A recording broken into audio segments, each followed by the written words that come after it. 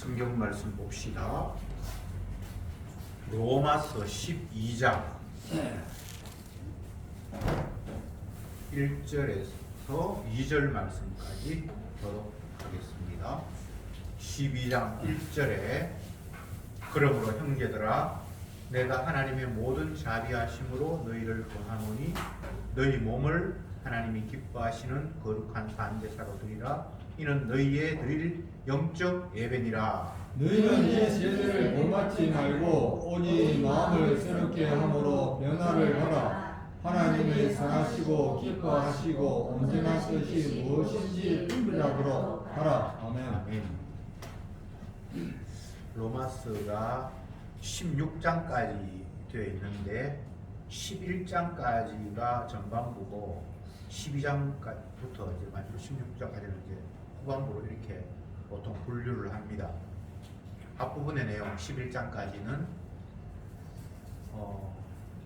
예수님께서 이러이러한 일을 하셨다 그 이야기를 했다면 12장에서는 이후로는 그렇기 때문에 너희들은 이렇게 될 수밖에 없다 이런 식의 표현이다 그렇게 이해를 하시면 쉬울 것 같습니다.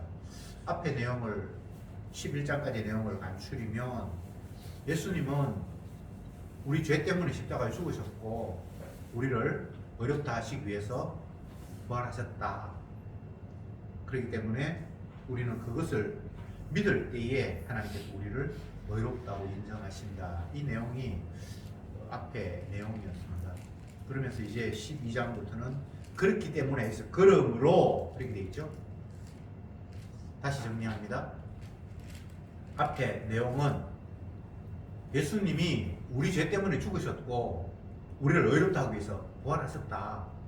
이거 믿는 것이 구원 얻는 방법이고 의롭게 되는 유일한 방법이다. 너희들의 행동으로 의롭게 되는 방법은 애초에 하나님께서 계획하신 적도 없다. 이제 이 이야기를 11장까지 쭉 했고 그러면서 12장부터는 그렇기 때문에 라고 이야기하면서 이제 다른 이야기들을 하는데 뭐 그 다른 이야기는 아닙니다. 결국 똑같은 이야기를 계속해서 반복합니다. 그러므로 형제들아 내가 하나님의 모든 자비하심으로 너희를 권하노니 너희 몸을 하나님이 기뻐하시는 거룩한 산제로 사로 영적 제사를 드려라 이렇게 이야기했는데 여기서 형제들아 이렇게 이야기를 하는 내용은 형제는 이 땅에 있는 모든 사람들을 다 대상으로 하는 이야기가 아닙니다.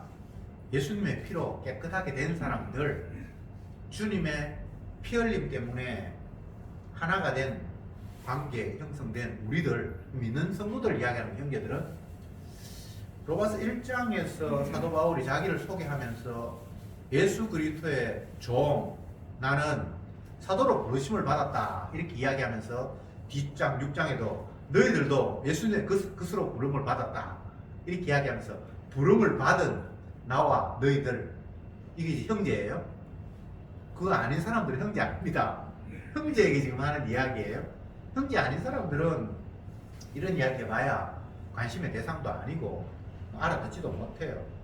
그래서 형제들 예수님으로부터 부름받은 너희들 또 예수님으로부터 부름받아서 사도 역할을 하는 나 이 우리 형제들끼리 하는 이야기다 이렇게 이해하시면 되겠습니다. 형제들아 내가 하나님의 자비로 너희에게 권한다. 이 권한다라는 말이 뭐 이거 잡술래요? 이거 한번 잡숴보세요. 이런 정도가 아니라 이 아주 적극적인 표현이 내기는 이제 부드럽게 표현이 됐습니다. 바로 이거야. 뭡니까? 너희 몸을 하나님이 기뻐하시는 거룩한 제사로 드려라.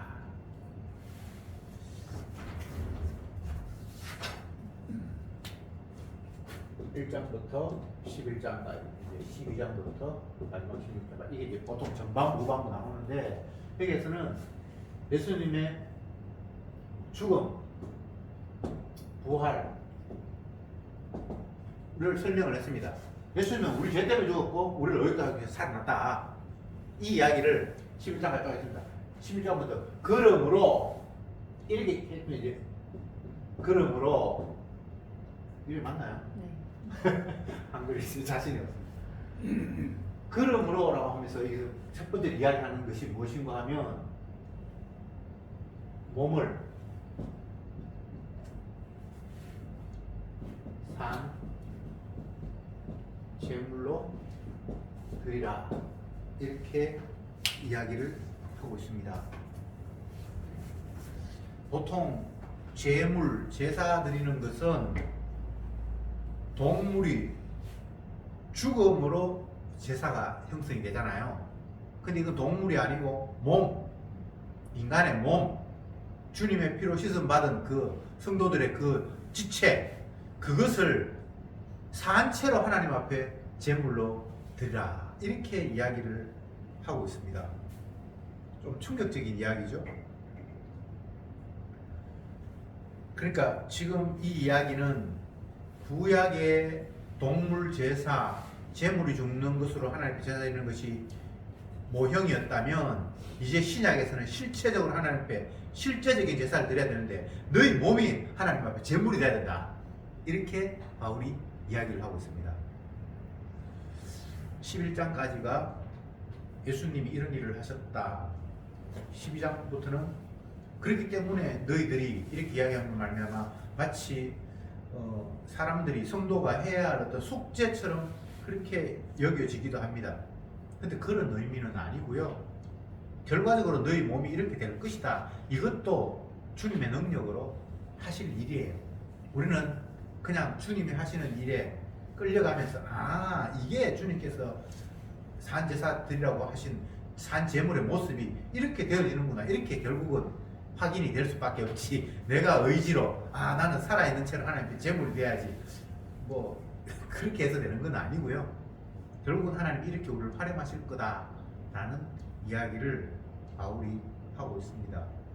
산제사, 제사는 다 죽어서 제사가 되는데 주님이 산제사를 이야기함으로 말미암아 구약에서의 그런 모형으로서의 제사와는 전혀 다른 형태의 제사가 성도에게 일어나고 하나님이 그것을 제물로 받으시는 이런 독특한 모습이 이제 신약 시대에 이루어졌다라고 바울이 이야기를 하고 있습니다. 바울이 다른 서신에서, 로마서 말고 다른 서신에서 자기 자신을 이렇게 이야기합니다. 마지막 전제의 한 방울 마저도 다 하나님 앞에 드린 바 되었다. 전제라는 것은 액체가 제물이 되는 겁니다. 포도주나 뭐 이런 기름 같은 것들이 부어졌을 때 그걸 전제라고 하는데 바울이 자기 자신의 온 삶이 마지막 한 방울 전제처럼 하나님 앞에 온전히 드려졌다. 이런 이야기를 하고 있습니다. 자기 자신이 산 제물이라는 걸 인정하는 거죠. 자기가 드린 게 아니라 하나님께 자기를 그렇게 활용하신다는 거예요. 우리가 성경을 읽으면서 늘 생각해야 할 것이 내가 어떻게 하겠다라는 것이 아니라 주님이 이렇게 나를 끌고 가시는구나 이렇게 받아들여야지 내가 해야 할 숙제다 이렇게 인식하면 그때부터 이제 성경 해석이 꼬이기 시작을 합니다.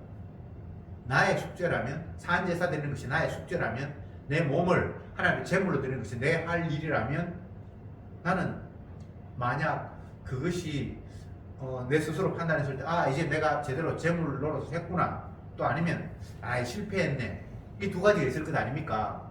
그럼 두 가지가 다 문제예요. 제물 안 드려서 실패하는 것도 좌절하는 것도 문제고 제물 드렸다 내가 흡족하다 그것도 사실은 문제예요.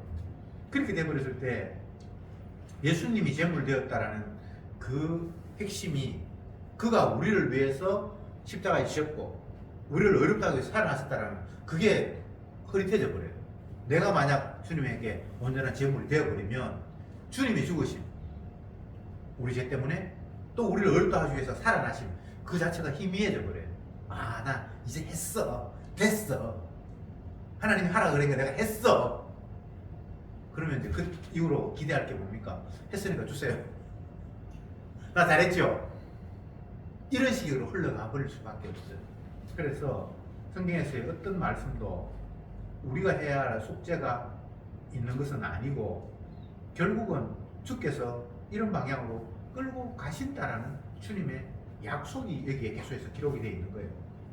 표현 방식이 마치 우리에게 하라는 것처럼 원수를 사랑하라, 이웃을 내 몸과 같이 사랑하라, 뭐 때를 얻든지 못 얻든지 복음을 전파하라, 다 이게 우리에게 숙제처럼 느껴지잖아요. 근데 숙제가 아니라 결국은 주님이 자기 피로 산 생명을 이런 쪽으로 끌고 가신다라는 하나님의 자기 약속으로 받아들이시면 틀림이 없습니다. 그러면 또 이런 생각을 하죠. 아, 내가 할 일이 아니라 주님이 알아서 하시는구나. 그럼 내 신경 쓸 필요 없네. 어차피 그분이 알아서 할 텐데. 또 이런 마음을 인간이 가져요. 근데 그건 아니에요. 형제들아, 내가 하나님의 자비하심으로 너에게 권하는데, 이렇게 얘기했을 때는 형제들 향해서 바울이 이야기하는 거잖아요. 바울은 형제를 통해서 복음을 전하도록 부름을 받은 사도라고 자기가 얘기했잖아요. 이건 뭐 지가 하고 싶어도 되는 건 아니고 하나님이 그를 불러서 형제들에게 네가 내 뜻을 전해야 되라고 보냄을 입은 사람이 사도니까 그렇게 형제들 향해서 이야기를 하는 거예요. 그러면 듣는 성도는 당연히 그 이야기를 들어야 되고 나에게 한 이야기를 받아들여야 되겠죠.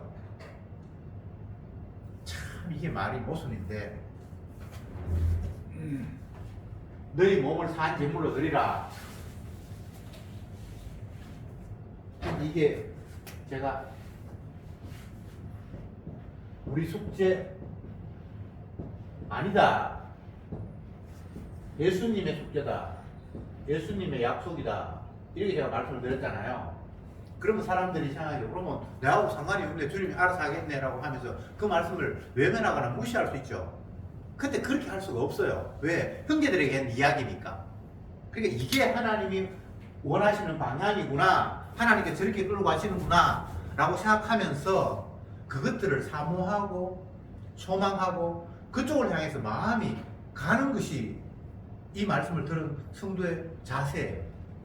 내가 할 수 있는 것은 아니지만 주님이 원하시는 방향이 이 방향이구나, 내 몸은 하나님 앞에 제물이 될 몸이구나, 이걸 늘 인식하는 거예요. 이 말씀을 들으면서 이게 내가 해야 돼, 이게 어떻게 하면 내가 숙제를 제물 될까 이런 것이 아니라, 아, 이게 하나님이 원하시는 것이구나, 나는 주님 앞에 제물로 주님께서 활용하시는구나 라는 것을 인식하고 깨달아야 되는 거예요.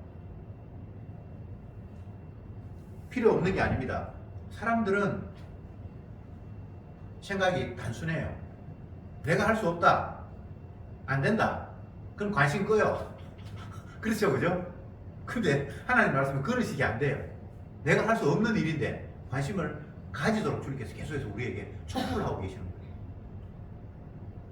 그래서 세상 방식, 선악적인 구도를 가지고 살아가는 우리의 그 죄악된 본성을 가지고는 하나님의 말씀을 제대로 이해할 수도 없지만 우리의 행동 양식도 내 선악적인 개념으로 규정이 안 돼요.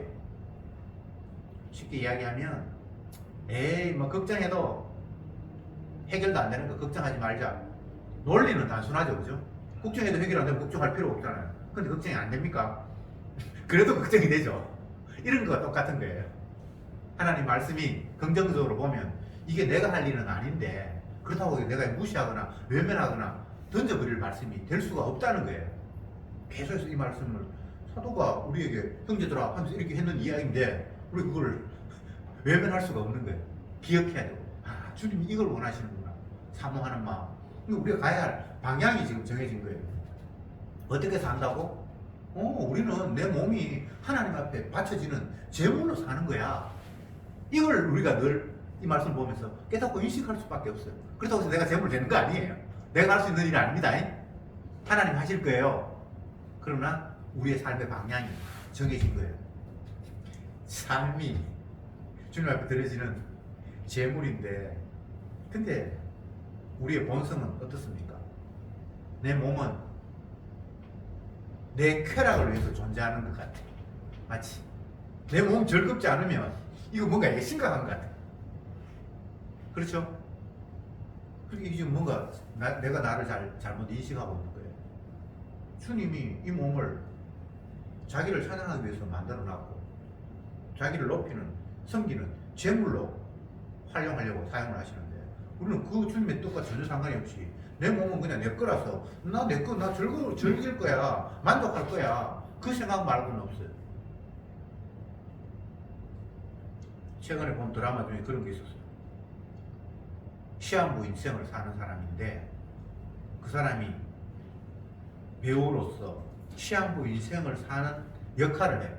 진짜 자기가 시한부인데 그걸 뭔거 있는지 모르겠는데 우리 영화라는 거 드라마 그렇더라고.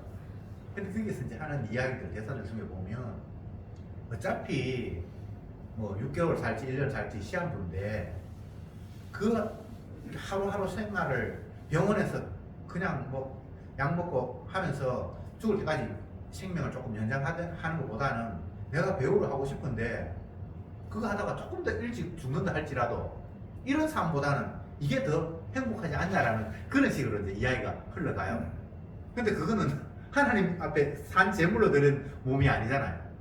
지 몸, 제한된 속에서 가능하면 더 행복하게 엔조이하면서 사는 게 최고 아니야? 이런 거 말고는 그게 지금 답이 없는 거잖아요.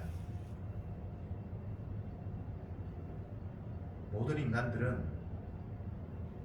아담의 후손, 선악과 따먹어서 스스로 신이 된 그들의 관점에서는 자기 쾌락, 자기 만족 말고는 없습니다. 성경에 보면 하나님의 쾌락, 하나님의 만족이거든요. 하나님이 심히 기쁘다. 재물이 타서 이렇게 향이 올라가는데 주님께서 그 향을 맡으시면서 심히 기쁘다. 성경에 그런 게 나오잖아요. 성경은 하나님의 만족이고 하나님의 기쁨이지 피조물의 만족, 피조물의 기쁨이 아니에요. 이건 마귀가 지금 우리를 자꾸 하나님처럼 착각하게 만드는 상태 속에서 있는 거예요. 아, 괴롭다. 그럼 어쩌라고? 하나님이 괴로우면 안 돼요. 하나님 화가 나면 그 화를 풀기 위해서 막 부수고 죽이고 엄청난 일을 하세요. 근데 우리가 화가 나서 부수고 때리고 그렇게 할 자격이나 권한이 없어요. 그게 자꾸 지가 신인 줄 착각하는 거예요. 요즘 뭐 미국 대통령 보니까 지가 완전 신이 된 것처럼 착각하고 막 지 마음대로 하던데 그게 그 사람만의 모습이 아니라 모든 인간들의 공통적인 마음이에요. 내가 그 사람하고 힘으로 이겨버리면 내가 주먹 한 방 날릴 텐데 그 정도 힘이 안 되니까 그 앞에서 그냥 죽은 소리 찍소리 못하고 그냥 듣는 거지. 자기 만족, 자기 기쁨, 그게 죄악된 인간의 본성이에요. 그런데 예수 그리스도의 피로 씻음받은 형제들은 어떻다? 너희 몸을 하나님이 기뻐하시는 산 제사, 제물로 드려야 된다. 네 거는 네 거 아니야.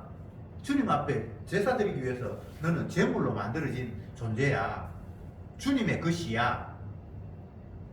주님의 것. 이게 아는 건데 찾아보시다 아까 했습니다. 로마서 1장 앞으로 가서 1절에 로마서 1장 1절에 예수 그리스도의 종 바울은 사도로 부르심을 받아 이렇게 돼 있죠. 부르심을 받았대요. 하나님 그를 너 일로 와. 지 의지하고 상관이 없는 겁니다. 6절에 너희도 형제입니다. 너희도 그들 중에서 예수 그리스도의 것으로 부르심을 입은 자니. 성도는 사도도 마찬가지고 너 이리 와 내 거야. 사도로 부르심을 받았고 또 형제는 사도가 아닌 주의 것으로 부르심을 받았고 주의 것이에요. 주의 소유된 백성이에요. 이 자기가 자기 게 아닙니다. 주님의 것입니다. 주님이 하나님 영광을 위해서 너 내 재물이야. 나한테 바쳐져야 될 재물이야. 그렇게 불렀다는 거예요. 그러니까 여기에는 내 몸의 쾌락, 내 만족, 내 기쁨은 여기에 개입이 되면 안 됩니다.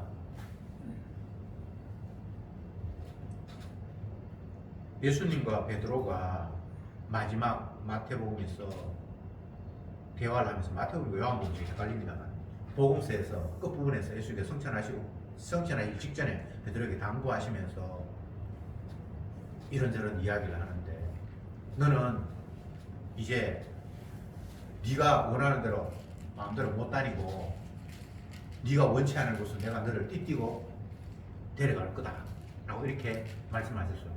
젊어서는 네가 원하는 대로 다녔거니와 이후로는 네가 원치 아니하는 곳으로 내가 띠뛰고 너희를 끌고 가리라 이렇게 주님께서 말씀을 하셨어요. 성천하시기 전에 사명을 주면서. 그러니까 베드로가 하는 이야기가 주님 저는 이제 앞으로 내가 원치 않는 곳으로 주님 끌려가야 된다라면 저 요한은 어떻게 되는데? 라고 물었어요. 그래서 주님께서 하시는 말씀이 그거 왜 네가 신경 써? 너는 네나 알아서 해. 이렇게 주님께서 말씀하셨어요. 근데 베드로가 왜 그런 물음을 물었을 것 같아요? 인간은 계속해서 남과 자기를 비교하면서 아, 내가 이게 괜찮은 건가? 안 좋은 건가? 이렇게 확인하는 버릇이 있어요. 그거 말도 안 되는 거예요. 하나님은 각자 다 주님께서 사용하시는 그릇이라서 이렇게 사용하고 저렇게 사용하는데 남 보면서 나는 괜찮은 거 뭐 견줄 이유가 없어요. 근데 인간은 그래요. 나 지금 이게 괜찮은 모습인가? 아니 괜찮고 말고 없습니까? 주님의 것인데 사나 죽으나 주의 것인데 먹든지 마시든지 주님의 영광을 위해서 우리는 부름 받았는데 그걸 자꾸 딴 생각하고 비교하면서 내가 지금 이 괜찮은가? 그런 생각할 필요 없어요. 하나님 그걸 용납도 하지 않습니다. 손이 발들어 너는 필요 없다 하거나 뭐 이게 안 된다고 그랬듯이 각자 다 주님께서 시키신 역할이 있어요. 모양도 양상도 다 달라요.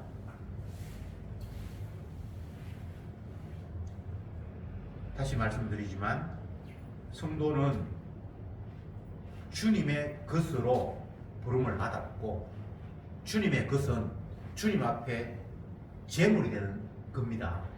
우리의 삶이 주님 앞에 제사드리고 제물 되는 거예요. 그것 외에 다른 삶은 없습니다. 어떻게 하면 하나님이 허명하시는 기쁘게 받으시는 제물이 될까? 그것만 그냥 생각하면 돼요.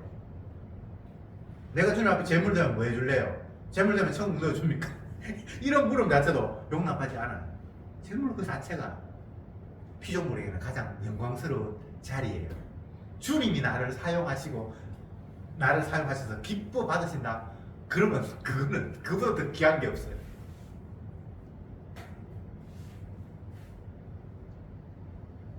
여기서 산재물, 뭐 영적 예배 이런 표현이 있는데 결국은 똑같은 겁니다.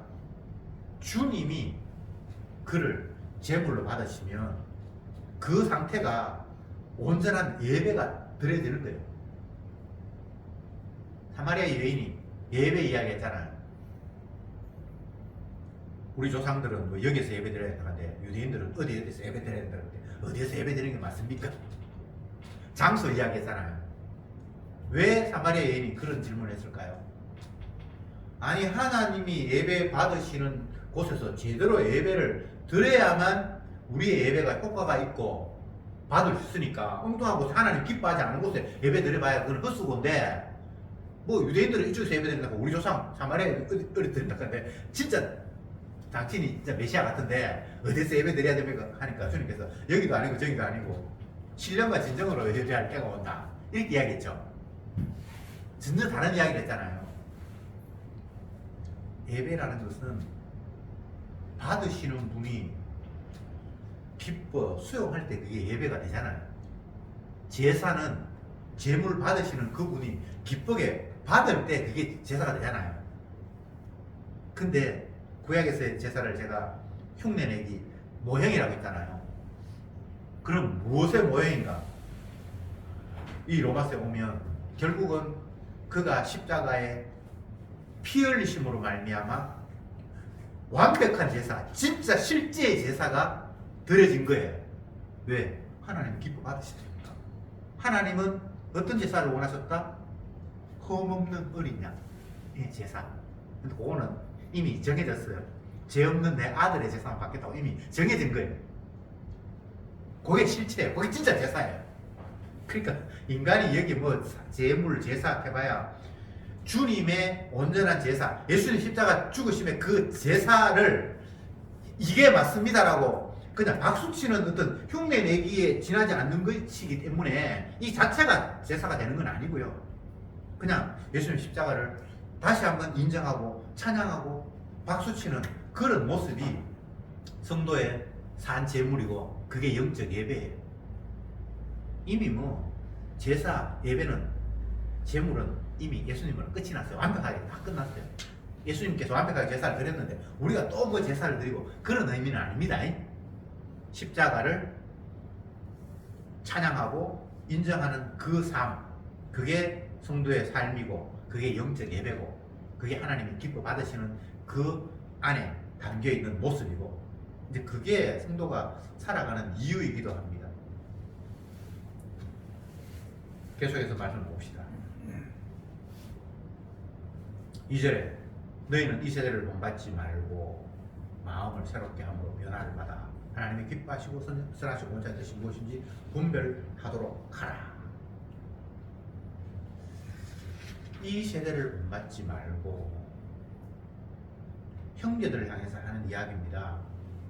성도라고 하지만 세상에 놓여서 살아가잖아요. 그런데 이 세대를 본받지 말래요. 이거 불가능한 일이거든요. 이 세상에 살면서 세상 안 뽑고 산다는 게 이게 있을 수 없는 일이에요. 근데 주님께서 성도를 향해서 너희는 이 세대 사람이 아니야. 이 세대 본받지 말아야 돼. 라고 말씀하셨습니다. 주님이 보시는 이 세대는 어떤 세대입니까? 마태복음에서 뭐 다른 사복음서도 나옵니다만 악하고 엄란한 세대다. 이렇게 이야기했어요. 너희가 요나의 표적을 구하는데 이 악하고 엄란한 세대라.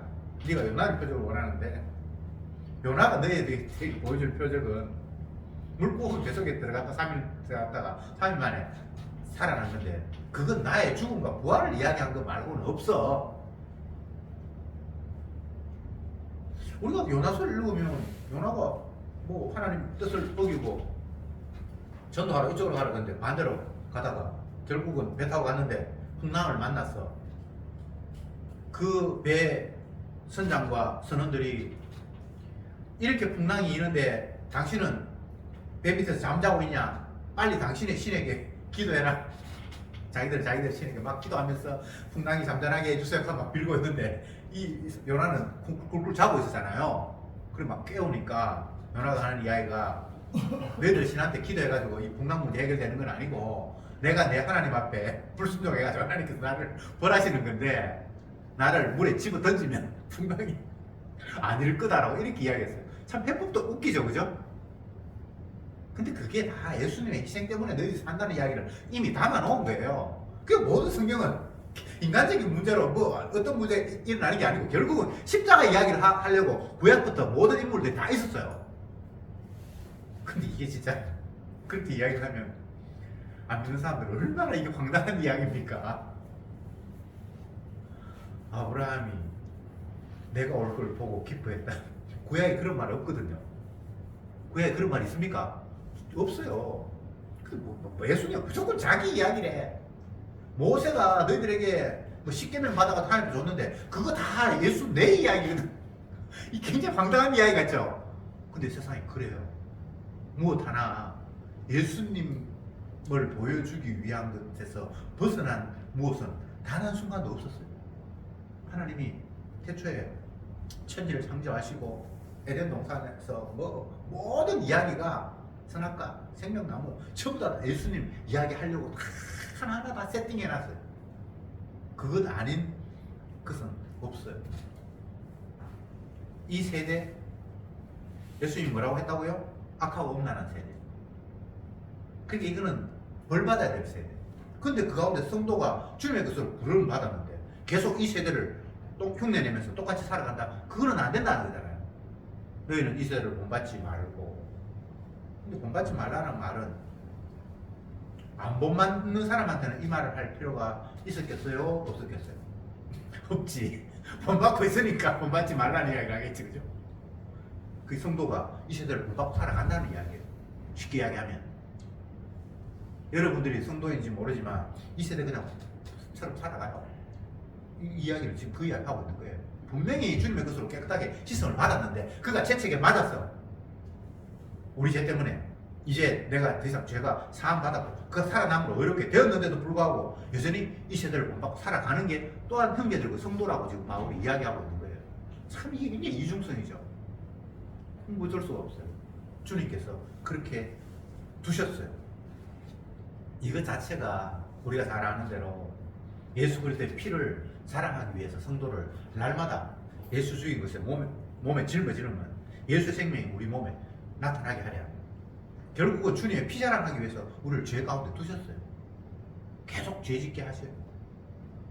이것 자체가 시작도 과정도 끝도 오로지 주님의 주되심을 높이는 쪽으로 모든 것들이 다 흘러가기 때문에 이런 식으로 주님께서 세상을 움직이고 계시는 겁니다. 본 받고 있으니까 본 받지 말라고 했겠죠. 그런데 만약 주님의 은혜를 받아서 또 아니면 자기가 하나님의 은혜로 열심을 내어서 이제 내가 안 본받아야지 라고 하면서 본받지 않고 산다고 한번 가정해 봅시다. 그러면 이제 이 로마서 1장 12장 2절은 이제 필요 없는 말씀이에요. 자기가 만약에 지키면 안 본받고 만약에 사는 사람이 누가 있다고 그러면 이 말이 이제 필요 없겠죠. 근데 이런 상황은 있을 수는 없어요. 세상에서는 이런 일이 가능하죠.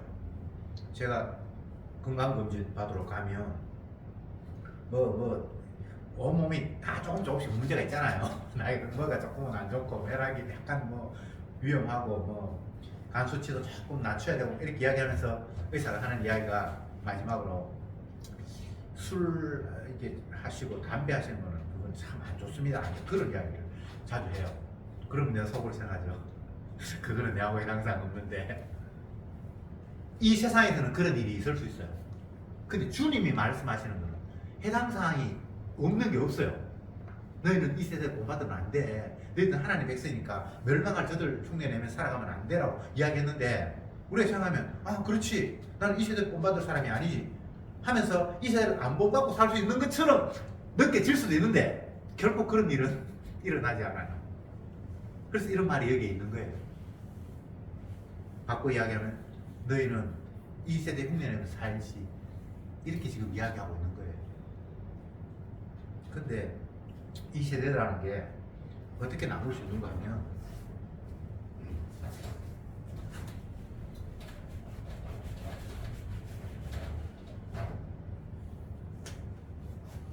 이 세대 주님은 악하고 엄란하다. 그러니까 본받지 말라 그랬어요. 이 세대가 악하고 엄란하기 때문에. 근데 이 악하고 엄란한 것을 어떻게 주님께서 말씀하시는 거 하면 첫 번째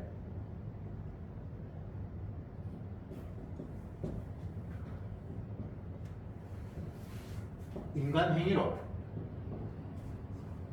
뭔가를 구분하고 나누는 것.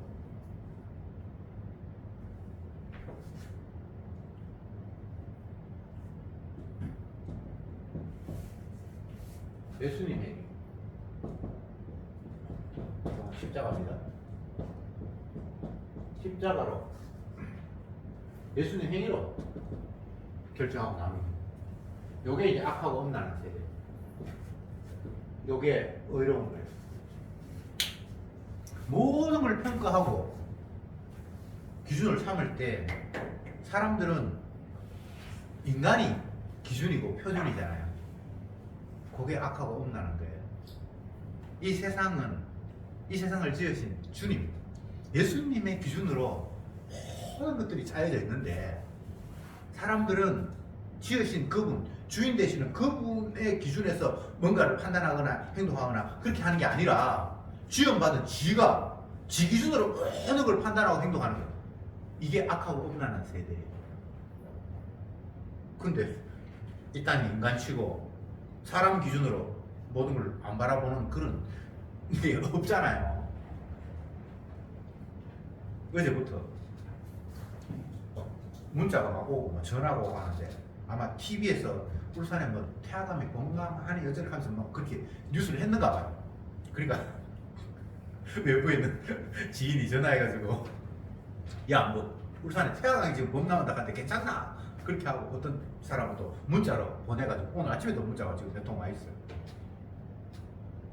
제가 지금 드리는 말씀은 이 세상의 모든 인간들, 주님이 말씀하시는 악하고 엄란한 세대는 자기 중심으로, 인간 중심으로 모든 것들을 보고 판단하고 말한다는 이야기를 지금 하고 있는 거예요. 근데 이 땅에 살아가는 사람은 인간 중심으로 내가 살고 있는 지역에 강이 넘쳐가지고 그러면 내 몸이 지금 뭐 위태롭고 뭐 어떻게 될 거고 이 다 이게 인간 중심이잖아요. 예수님의 행위, 예수님의 십자가 죽으심을 가지고 평가하는 건 아니잖아요. 근데 주님의 관점에서 인간의 행위는 그리고 인간을 중심으로 해서 뭔가를 이렇게 판단하고 하는 거는 아무 의미가 없어요.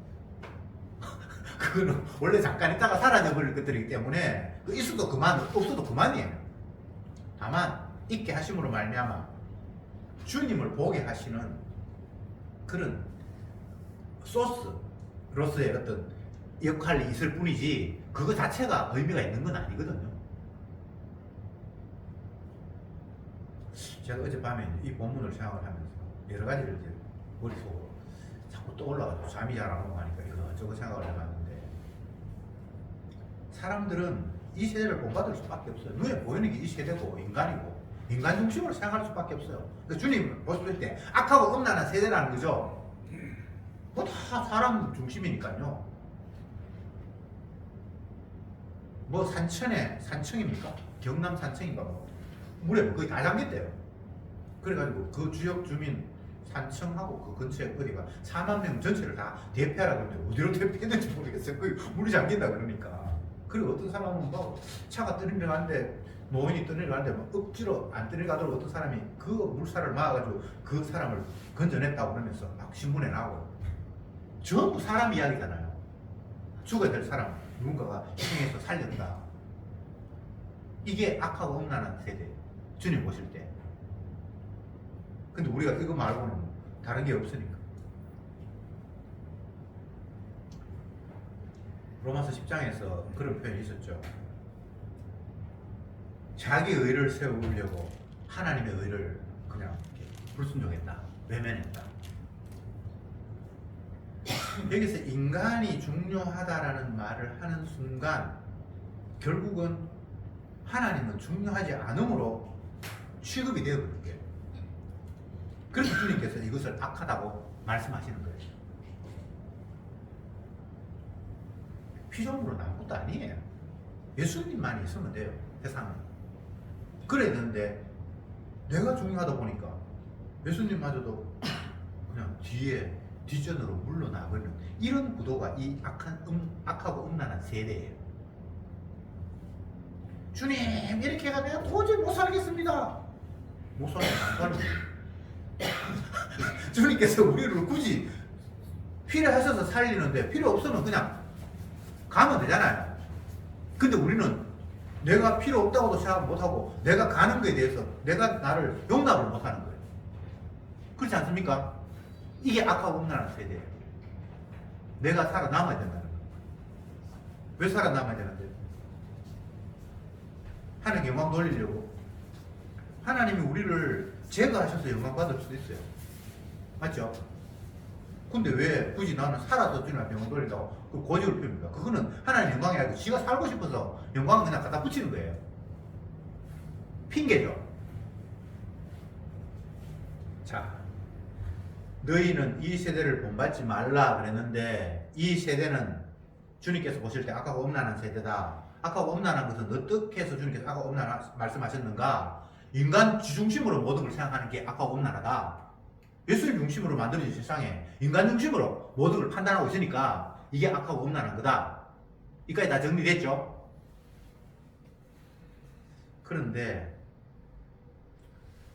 변화를 받아서 하나님이 기뻐하시고 온전하신 뜻이 무엇인지 분별하도록 하라. 뜻을 분별한다는 것은 다시 말씀드리면 똑같은 이야기지만 결국은 이 세상은 하나님 중심이고 예수님 중심인데 인간은 인간 중심으로 생각한다는 게 이것이 느껴져야 이게 분별이 돼요.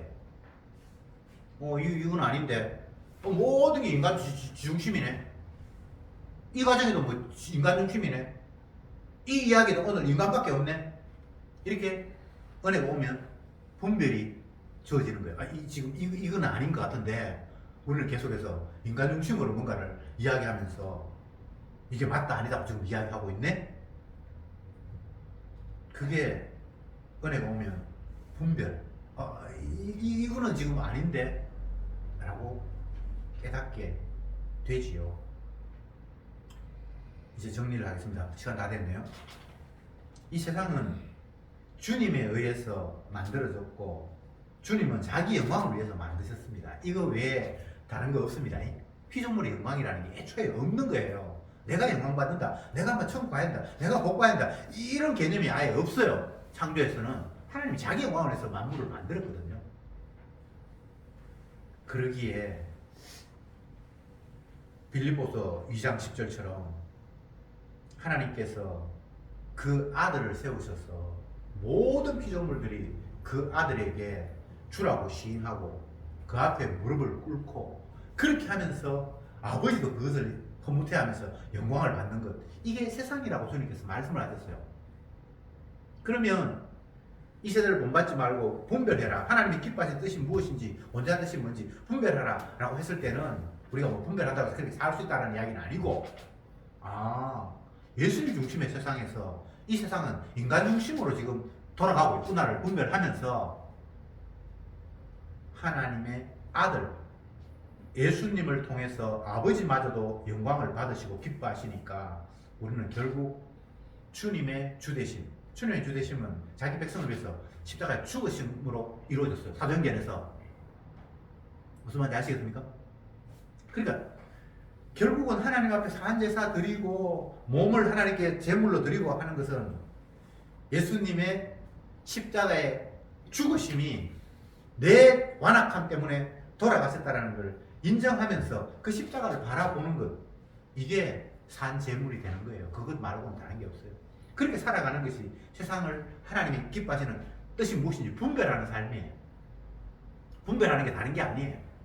내 죄인된 모습을 발견하면서 주님의 피 말고는 나를 온전하게 할 수 있는 방법이 없는데, 근데 다른 데 사람도 보니까 뭐 그거하고 상관없이 막 살아가요. 열심히 뭐 구제하고 뭐 수제 만났다고 기부하고 뭐 열심히 살아가요. 그런 걸 보면서 저거는 하나님이 기뻐하시는 뜻이 아닌데, 결국은 저거는 인간의 행위를 통해서 인간을 돕는 인간 위주의 삶인데, 예수님이 뒤쪽으로 물러나는 삶인데 라는 것들이 보여지고 깨달아진다면 주님 앞에 인도받는 삶, 주님을 찬송하는 삶 속에 끌려가는 성도의 모습입니다. 기도합시다. 주님, 오늘 말씀을 통해서 다시 한번 우리의 무능함을 확인하게 됩니다. 이 세대를 본받지 말라고 했는데 그 말은 우리가 본받고 살아간다는 이야기고, 분별하라고 했지만 우리의 힘으로는 분별할 능력도 없고, 산제사 드리라고 하는데 우리의 힘으로 할 수 있는 일은 아니지 않습니까? 그런데 주께서 우리를 버려두지 아니하시고 주님의 것으로 부르셨기에 주님이 영광받기 위해서 우리를 이 모양 저 모양으로 끌고 가는 삶 속에서 우리가 주님의 일하심을 바라보면서 이것이 이 세대의 모습이고, 이것이 하나님께서 싫어하는 모습이고, 이것이 하나님께서 기뻐하시는 모습이구나를 알려주시니 참으로 감사합니다. 죄인된 내 모습 한순간도 잊지 말게 하시고, 그래서 주님의 대속의 피가 유일한 우리에게 생명이라는 사실을 날마다 깨달으면서 그 피를 자랑하는 주의 도구가 되게 주님 우리를 마음껏 사용해 주시옵소서. 예수님의 이름으로 기도드리옵나이다. 아멘.